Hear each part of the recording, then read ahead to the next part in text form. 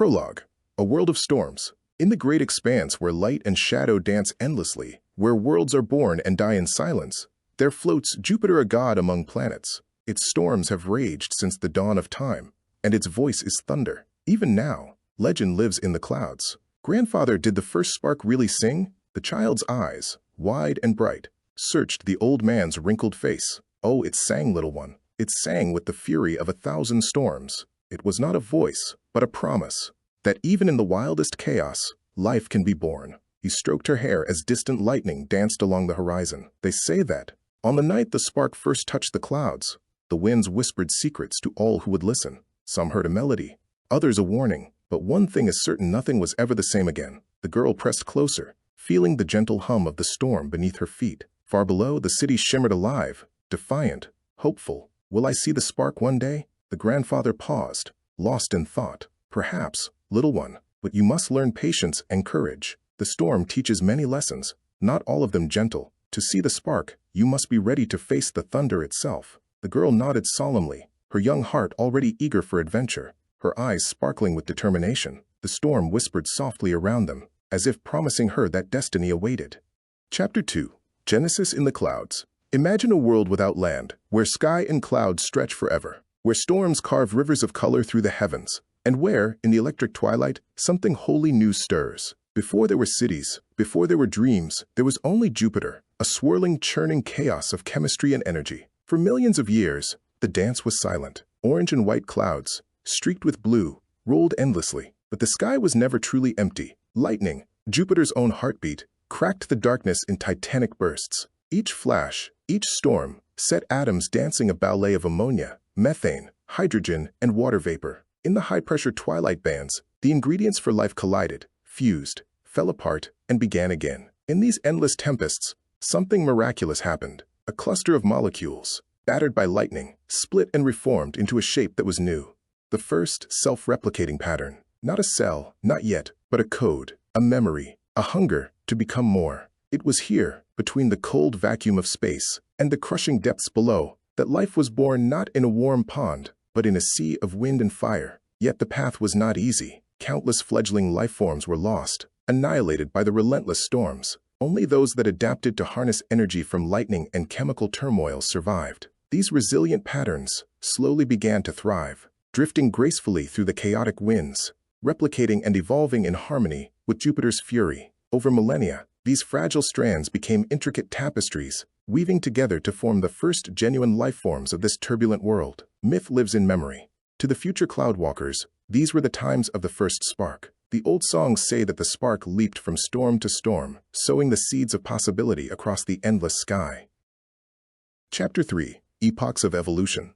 The first true life forms drifted, blind and delicate, riding the updrafts and clinging to droplets of ammonia rain. They learned to feed on the planet's chemistry, to hide in calm eddies, to multiply before the next storm. Over eons, shapes changed. Simple strands became floating veils, then gelatinous sheets that absorbed energy, then colonies that clustered and split. Some evolved luminous patches that flashed in rhythm with the lightning, warning others of danger. Others grew long, ribbon-like tendrils that could sense the pressure waves of distant storms, a primitive kind of hearing. At last, something more, the birth of intelligence. In a cradle of cloud, where ammonia storms were less violent, emerged the ancestors of the cloudwalkers. These proto-beings developed simple communities. They learned to farm cloud plankton, to herd slow-drifting balloon beasts, massive creatures that resembled floating translucent blimps, pulsating gently as they fed on gases, and to find shelter among the deeper cloud roots. A scene from ancient memory.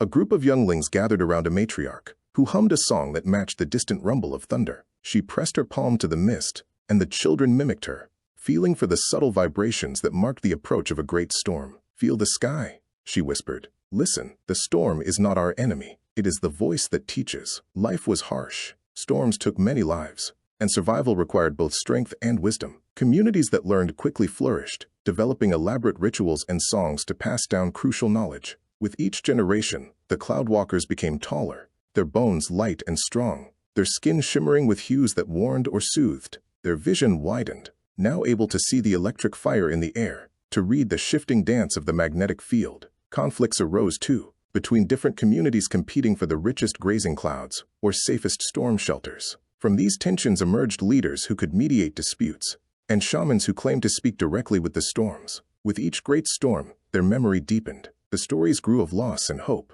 of the spark that had given them life, and the promise that one day, the storm itself would be theirs to command. Chapter 4.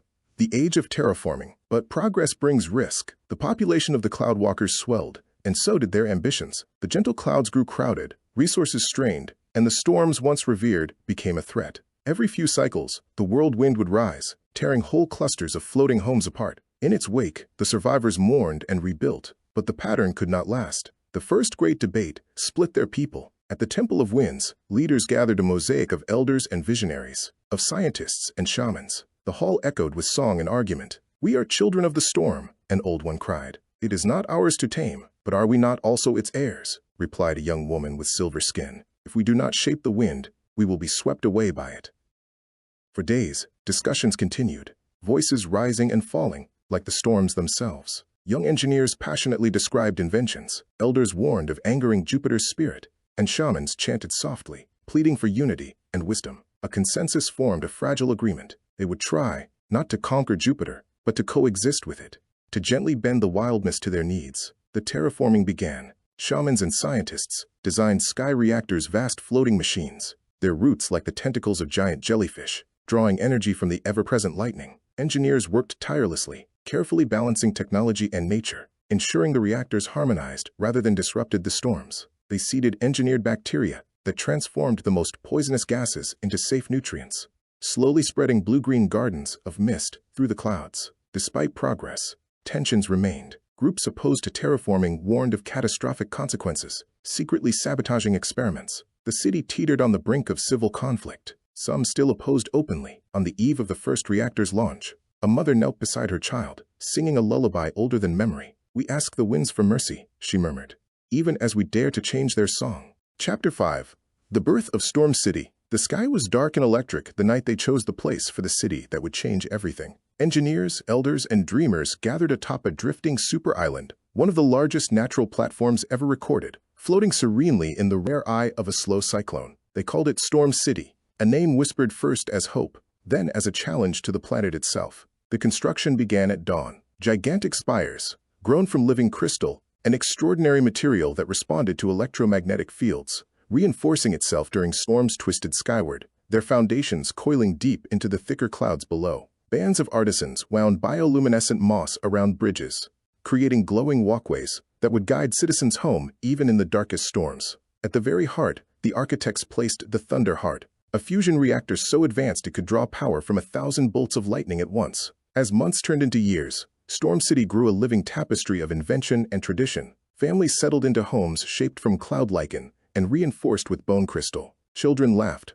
their voices carried away by the wind, as builders swung from one unfinished tower to the next, singing songs of bravery and possibility. Storms were relentless adversaries. Lightning crashed perilously close, winds howled, and rain fell in curtains so thick the city nearly vanished in mist. Yet the people endured, working together to anchor their new home, meticulously tuning its frequencies to the patterns of Jupiter's moods. Amid these struggles emerged stories of heroism and community spirit. A young engineer, Kenyel, developed a crucial innovation, a flexible anchor system that allowed buildings to move gently with the storms rather than breaking under pressure. This invention dramatically reduced destruction and became a cornerstone of the city's resilience.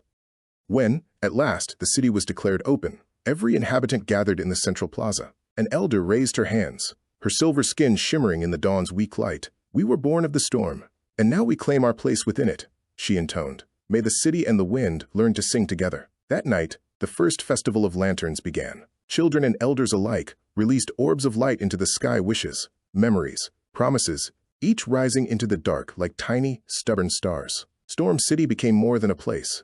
It was a dream given form, a statement that even Jupiter's wildness could be not just endured, but cherished.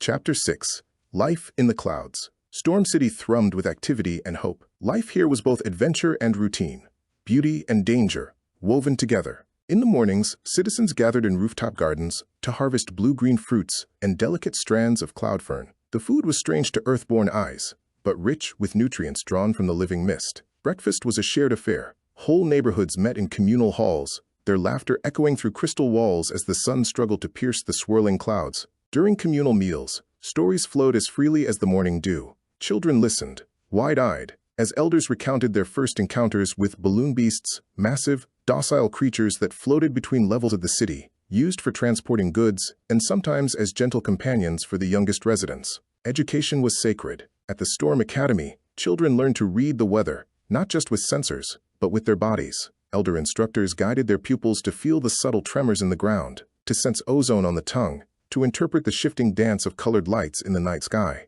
Lessons always ended with reenactments of real-life scenes.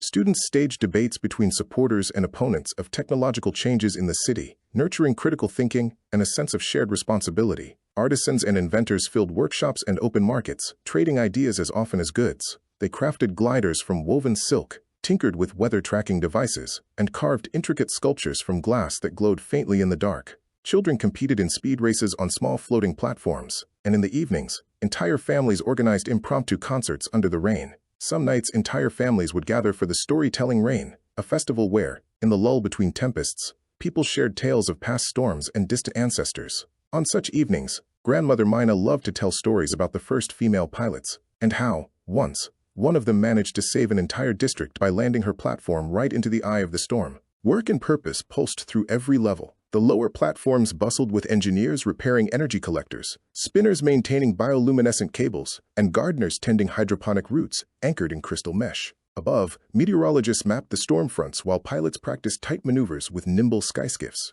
Everyone knew their work was vital for the survival of all. But it was not all joy. Sometimes, a rogue storm would sweep through, and the city would brace as one. At such times, all work ceased, and families huddled in storm shelters, old and young, brave and frightened, together in the dark as wind and thunder raged. When the danger passed, neighbors gathered to help rebuild, comforting the grieving and celebrating the miracle of survival. Community was life's true heart. The bonds forged by weather and adversity were unbreakable. Chapter 7. Storma's Childhood. Storma's earliest memories were shaped by the constant rumble of Jupiter's storms and the gentle warmth of her family's crystal home perched on the city's eastern edge. Her mother, Lyra, was a respected researcher whose calm wisdom shaped Storma's sense of wonder. Her father, Kyle, was an engineer renowned for his bold ideas and infectious laughter. From infancy, Storma displayed an insatiable curiosity. As a toddler, she would crawl along the swaying bridges outside their home, chasing after stray sparks that danced through the mist. She loved watching the blue lights flicker above the rooftops at night and would often press her face against the glass, dreaming of flying higher than any platform or ship. Her mother read her stories about the first spark and the singing wind, planting in her mind legends of ancient heroes and impossible journeys. Kyle, with calloused hands and kind eyes, showed her how to repair simple weather sensors and explained, patiently, the mysteries of the Thunderheart at the city center. One of Storma's favorite memories was riding on her father's shoulders through the bustling marketplace. Kyle would point out the highest towers shimmering in the early morning and say, "One day, you'll touch the very top, maybe even higher." These words filled her with ambition. At school, Storma quickly outpaced her classmates in science and engineering, but her questions often baffled even her teachers. What makes the lightning dance that way? If the wind changes, could we fly to the stars? Some children teased her for being different, but others, like Minna, a shy, thoughtful girl who preferred books and gentle laughter, became her steadfast friends. Storma's inventions became famous throughout the academy. Her first wind-powered lamp, built from discarded crystals and scraps, was celebrated at a school exhibition until it accidentally shorted out, filling the room with blue sparks and a chorus of laughter. Rather than discouraged, Storma simply laughed with everyone, her resilience shining through. But Storma's childhood was not without pain. One night, a freak storm destroyed the house of a neighboring family. Storma rushed out, heedless of danger, and helped rescue their lost pet. The act earned her the gratitude of many and the admiration of her peers. The most profound moment came the night her parents argued quietly in the kitchen over the risks of Kyle's latest project involving the Thunderheart. Storma overheard everything, her mother's worries, her father's unyielding optimism. The next morning, Kyle hugged his daughter and whispered, "Courage isn't never being afraid, little one, it's standing tall, even when the wind howls." She listened, remembered, and carried those words in her heart as she grew. Chapter 8. The Trials and Growth. Storma's adolescence unfolded during a period of both joy and adversity. The bonds of friendship and the weight of loss shaped her character in ways she could not yet comprehend. Tragedy struck when Storma was 13. A sudden, violent cyclone ripped through the city's lower platform. Kyle, her father, rushed to stabilize a failing anchor and sacrificed himself to save dozens of lives. His last words, relayed by a shaken colleague, haunted Storma. "Tell Storma, never stop chasing the wind." For weeks after her father's death, Storma retreated into silence. She wandered the misty walkways, lost in grief. Lyra, though grieving herself, gently encouraged her daughter to find solace in creation. Slowly, Storma began to repair broken toys and weather sensors, then volunteered to help her mother's team design new storm shields. A turning point came during the Night of Blue Fire. An especially wild electrical storm battered Storm City, nearly causing a catastrophic blackout. At 16, Storma was among the youngest apprentices in the emergency crew. She spotted a critical flaw in the main conduit, a tiny fracture missed by experts. Her quick thinking and daring repair saved the city from disaster. Chief Engineer Rel, stern but fair, praised her. "You saved us all. That's not luck, Storma, it's vision." These experiences gave Storma new confidence. She began to see herself not just as her parents' daughter, but as someone who could shape the fate of the city. Her reputation grew, and she was welcomed as an equal by older engineers and researchers. But Storma's journey was not only about triumph. She faced fierce rivalry with Corin, a talented but arrogant classmate. Their heated debates over the future of flight often ended in frustration, but this competition pushed them both to excel. Meanwhile, Mina remained Storma's anchor, offering wise advice and reminding her that strength also meant kindness. "You don't always have to be the storm, Storma," Mina would say. "Sometimes, just being the wind that carries others is enough." Yet the fire in Storma's heart could not be tamed. Chapter 9. Storma's Team and Vision. In her late teens, Storma joined Storm Labs as an apprentice, eager to work at the forefront of Jupiter's technological revolution. There she gravitated toward a small but passionate team of outsiders, each brilliant in their own way, and each with their own scars and dreams. Mina, the seeker of patterns. Mina's path to Storma's team began in the quiet corners of Storm City's archives. As a child, she was fascinated not by the storms themselves, but by the hidden rhythms beneath chaos. While other children played in the rain, Mina sat by panoramic windows, tracing cloud patterns and recording the flicker of lightning in careful, hand-drawn charts. Her parents, both historians, encouraged her curiosity, but worried about her solitude. Mina's world was one of numbers, maps, and possibilities, until a fateful night when a system failure plunged their neighborhood into darkness. While the adults panicked, young Mina gathered data by lantern light, guiding a rescue crew to a safe passage with her uncanny predictions. Her abilities caught the attention of Storm Academy's top meteorologist, who became her mentor. Mina learned to listen, not just to wind and thunder, but to the subtle harmonies that linked people and weather alike. By adolescence, she had published her first scientific paper, a theory about resonance and social dynamics in floating cities. Despite her brilliance, Mina often felt like an outsider. At school, she found comfort in Storma's friendship. Storma's boldness drew her out, and Mina's empathy helped ground Storma in moments of doubt. Their partnership became legendary at the Academy. In Storm Labs, Mina's gift was more than analytical. She sensed the team's emotional climate as clearly as she sensed turbulence in the sky. She became a quiet leader, offering calm guidance when conflict flared, and always searching for the patterns that might lead them home.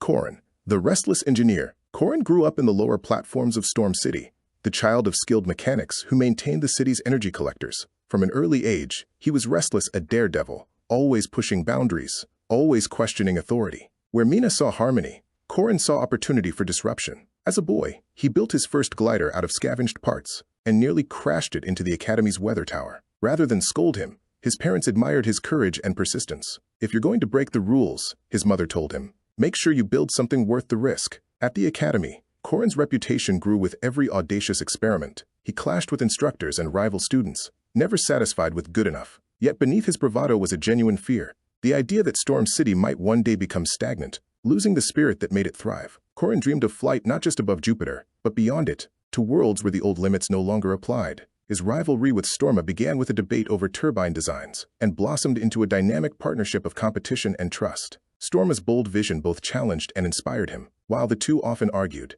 their best ideas were born from friction, a spark in the midst of the storm. Corin brought this same restless energy to Storm Labs. He challenged every safety protocol, proposed wild improvements, and pushed the team to think the unthinkable. Yet in moments of vulnerability, he confided his greatest fear: "If we ever stop daring, we'll just become another city lost to the clouds." For Corin, engineering was an act of rebellion and a promise to the future. Saul, the dreamer in the code. Saul was born beneath Storm City's shadows, in the dim labyrinths of the data wells and power conduits where the city's systems breathed and dreamed. Their parents were among the first to design neural networks for weather prediction and life support. From childhood, Saul's world was one of algorithms and possibility. Saul rarely spoke in crowds, preferring the quiet hum of servers and the whisper of code running through their fingertips. They saw patterns where others saw noise, finding beauty in complexity and simplicity alike. When Saul was 10, They built a rudimentary virtual pet from scrap processors, a small, blinking companion that became their closest friend for years. At the academy,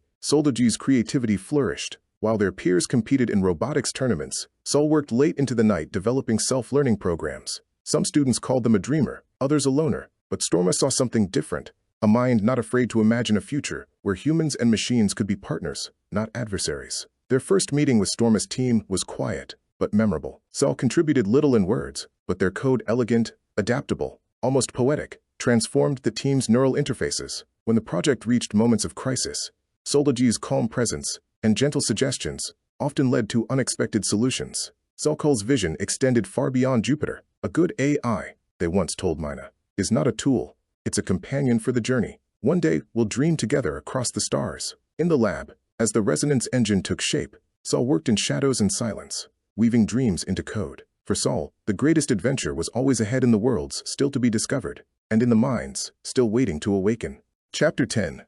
Building the Resonance Engine. The work on the resonance engine began in the deepest core of Storm City, in a laboratory built of glass and living crystal. The walls glimmered with bioluminescent filaments, and the soft hum of power never faded, a constant reminder of the city's dependence on the storm. Storma's team lived in the lab for weeks at a time, their schedules merging with the rhythm of Jupiter itself. Sometimes they worked late into the night, eating meals between shifts and falling asleep at their desks, only to awaken to the pulse of thunder echoing through the city's foundations. Corin challenged every design decision. He and Storma sometimes argued deep into the night, their debates echoing off the crystal walls. Once, after a particularly heated exchange about hull stress tolerances, they went out onto the observation platform and stood in silence, watching a lightning storm ripple across the distant clouds. "I want to build something that lasts," Corin said quietly. "So do I," Storma replied. "But it has to adapt. Nothing on Jupiter survives by being rigid." Mina found patterns in the chaos. She ran simulations until her eyes ached, often drawing Storma aside to show her lines of code or weirdly beautiful data visualizations.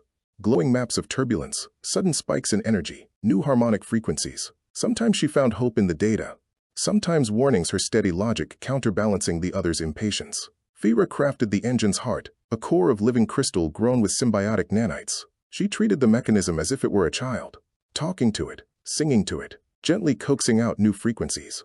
Fira's gift was understanding resonance, knowing how to tune the core so it would harmonize with the wildest tempests. "For perfect safety, we'll never fly," Mina countered.